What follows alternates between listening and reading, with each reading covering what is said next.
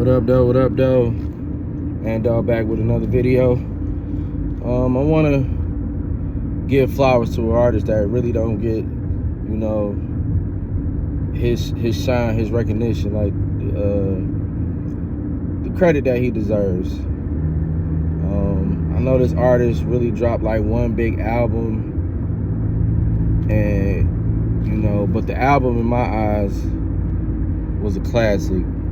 He has a record that 9 times out of 10, because I ain't in the club scene no more, I ain't in the clubs and all of that, but I can guarantee you, like, it's 2024, that song probably still gets played in the club. It's in a lot of party movies still to this day, you know what I'm saying? And yeah, man, I have yet to see anybody do so I figured, let me go ahead and get it going, give him his flowers, and be the first to do so.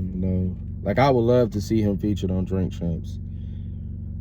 I don't think he's been on there yet because there's so many Drink Champs episodes, but I have seen somebody like reached out to him, like, to see what was going on, and I forgot who this platform was, but that was like kind of a while ago. But I just wanted to bring back memories for those in the early 2000s whose era, the era that I love so much and appreciate. I just want to bring back. So, the artist I'm talking about, coming out of St. Louis, J-Kwon. He gave us the album Hood Hop.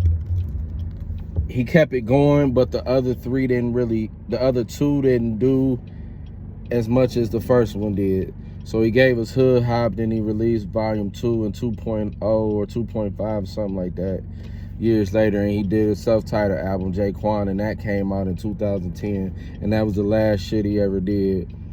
But yeah, man, I want to give flowers to J-Kwon.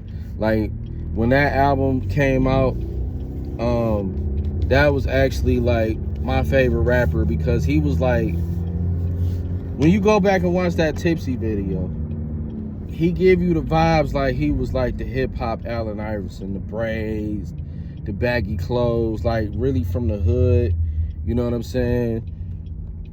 Like, didn't give a fuck, young, black, and don't give a fuck, you know what I'm saying? He was like the hood Allen Iverson, And I actually rewatched that video today, and I'm like, yo, that's crazy. He was like the hood Allen Iverson. Like, that's the impression I got from him. But yeah, J-Kwon, man, gave us the single Tipsy off the debut album Hood Hop, and he also came back with the Hood Hop single as well.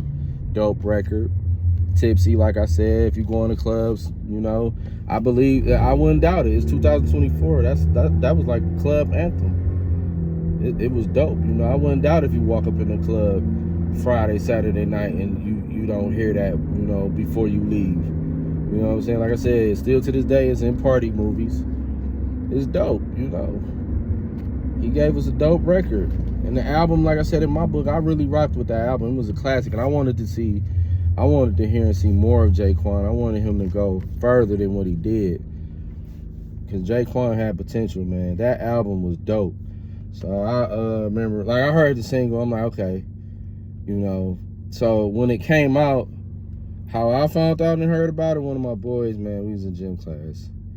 So we in the locker room, we changing, we putting on our gym clothes. We in high school, by the way, so yeah.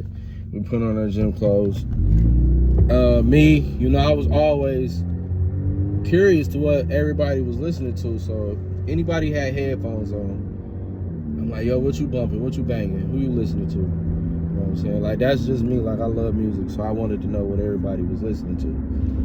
He's like, yeah, I'm bumping J-Kwon. I'm like, who that? He's like, oh yeah, that's my man's that dropped that Tipsy song. I'm like, oh, okay. So what is it sounding like?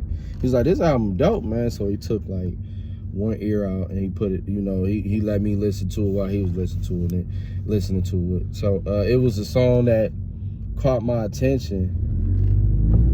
And I'm like, oh, this shit tight. He was like, yeah, I already checked it out. Matter of fact, here, I'm gonna let you listen to it. So I'm before we getting ready to head out the gym, I'm like, yo, I'm really feeling this, dog. He's like, oh, okay, I told you. He's like, man, you could borrow it.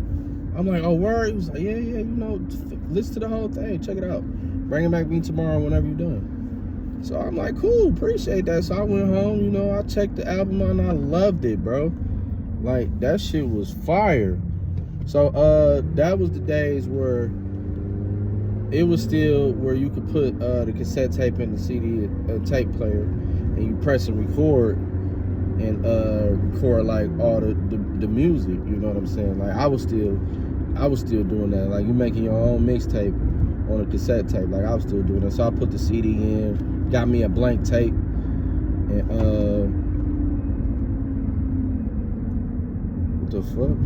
Oh yeah, I thought they was blowing at me. But anyways, yeah, I put the CD in, got me a blank tape, and I recorded the whole album, dog. And I fell in love with that motherfucker. But then, and I got dog. I brought the CD back like the next day. You know what I'm saying? I was like, appreciate it. Yeah, like I fell in love with that album, and it was a different sound, you know. And he signed to JD. Like JD is one of my favorite producers, Jermaine Dupri, So Def.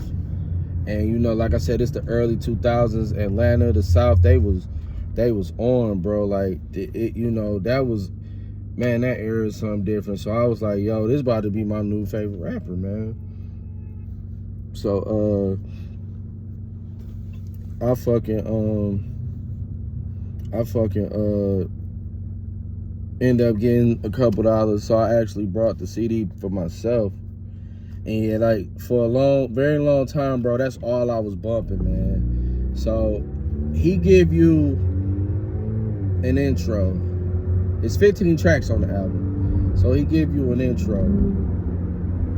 He come on there silly as fuck. I'm like, oh, I really fuck with dog. So he give you an intro. Then track 2 is the actual single, Hood Hop. That come on so motherfucking hard. So Track Boys and JD produced the album. And as far as features, all he had was the Saint Lunatics, you know, Nelly and his boys. He had them niggas on there. And track 3, of course, was Tipsy. So 4, you got I See. That's the one with the Saint Lunatics and there, Nelly and them niggas on there. That shit was so fucking fire. And that, like, for a minute, bro, that like was my favorite motherfucking song.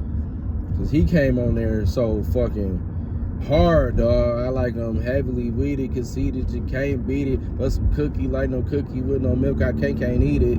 Like, he was so fun. I'm like, I really fuck with this cat, dog. Number 5, Show Your Ass. I think 6 was, I forgot the name of the song. I think 6 was a skit, and 7 was a song called They Asked Me. Like, that was some real deep shit right there too. 6 was called They Asked Me. And number 8 was like Underwear. Now that song, I'm like, why he got a song here called Underwear? What the fuck are you talking about? But I'm like anxious to hear it, because I'm like, the intro and the skit, I'm like, this nigga on some silly shit. He a silly nigga, dog. I'm like, man, I can't wait to hear the song. But the song ended up being dope, man. Like, I got pussy everywhere, weed in the air. I'm in my underwear, underwear. Oh, that shit was so hard, dog. I'm like, yo, I really fuck with this man, dog. Like, the whole album was dope, man. He gave us Welcome to the Hood. I know y'all remember that. He sampled MC Light's Cha Cha Cha song. That shit was so motherfucking fire, man.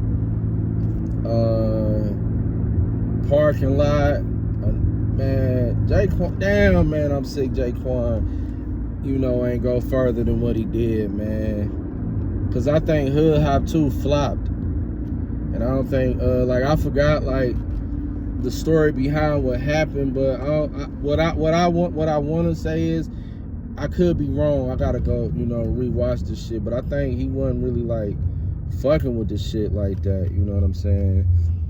He kind of like, you know, or it must have been like some business shit, you know, because that's how it be though, man. These labels, they, you know what I'm saying? It probably was some business shit. But yeah, man, I wish he would have went further. But he made an appearance on that Bow Wow song, if y'all remember. Fresh as I'm Is, he was on the hook. That was the song that was aimed at Master P and Lil Romeo. Fresh as I'm is. It was supposed to be a diss. 18 nigga making more than your dad. And you know, J-Kwon was on the course. If you pay attention, yeah, no girl getting homie, you ain't fresh as I'm is. If you is, yeah, that's J-Kwon. He was on there, and that was kind of like the last shit he did. Like like last big thing he did. Cause like I said, he released Hood Hop 2, but you know, I think it flopped. I'm not too sure, cause I didn't know about it. You know what I'm saying? I found out like later, like after it was released. I'm like, why the label didn't promote this or push this? Then he gave us Hood Hop 2.5 or something like that, and he dropped a self-titled album, like I said. But I didn't know about none of these albums. I only knew about the first Hood Hop. And yeah, man, I'm like, damn, bro. That was like, for real though. J-Kwon was like my favorite rapper, bro. At that time, like I was like, I really fuck with dog, and I want to see him go further. This is the young nigga in the game, like I said, the Allen Iverson, the braids, like the really hood nigga. You know what I'm saying? He was homeless, bro, because he got kicked out of school. He got expelled from school, so he got kicked out of the house, so he was homeless. He was staying in homies' cars, his uncle car and shit like that. He said he was writing raps in the motherfucking back seat with a lighter, you know what I'm saying, so he could see. And he got his big break by JD. Like, you know what I'm saying? He rapped for JD. JD was like, oh, I fuck with you. He signed him. Dropped Tipsy, and it was on. You know what I'm saying? They said, like, he got his big break before he was even old enough to drink, dog. I think he got expelled when he was 12. So he got kicked out. That was rough for dog. I'm like, yo, he really was going through some shit. You know, he had his brother with him, you know. I think it's his brother or his twin brother, you know what I'm saying? They was he kept him by his side. I really fucked with him, and you know, he was really like he loved his grandma. Like, he really loved his grandma. I was like, man, I really fuck with this man, dog. And I'm like, I'm sick that his career didn't go, you know, the way a lot of fans wanted it to go, man. But he on social media, he just upped the pic last week with the homies. He good, man. I'm glad all is well with him. But yeah, man, I really wanted to give J-Kwon his flowers. He deserved it, man. He made a big impact in the game. He meant something to the culture. He is important to the culture. And I want, you know, motherfuckers, I want him to know that, you know. Like, yo, shout out to J-Kwon, man, out of STL, St. Louis, man. Track Boys, you know, they was some dope producers. I ain't really heard from them either since that album. Because they kind of produced that whole album. You know what I'm saying? But yeah, man, let me know in the comments, man, what y'all think about J-Kwon. Did y'all like the album? What was y'all favorite song on the album if y'all familiar with it? You know what I'm saying? Like, that whole shit was fire to me. Like I said, I see probably was my favorite shit, or Underwear, you know. But he got Welcome to the Hood, Parking Lot, all type of shit. Motherfuck this, motherfuck that, fuck that bitch, fuck that cat. I ain't the type to like to talk a lot. I'm like, dawg, he cold, man. I fuck with that little nigga, man.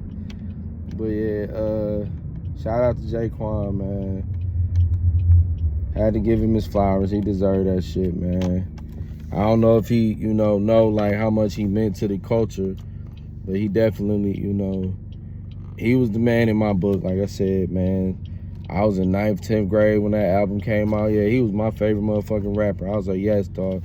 Fuck all the other shit that was going on at the time. This is who I'm about to fuck with and listen to and push, you know what I'm saying? And I was off that album for like a very long time.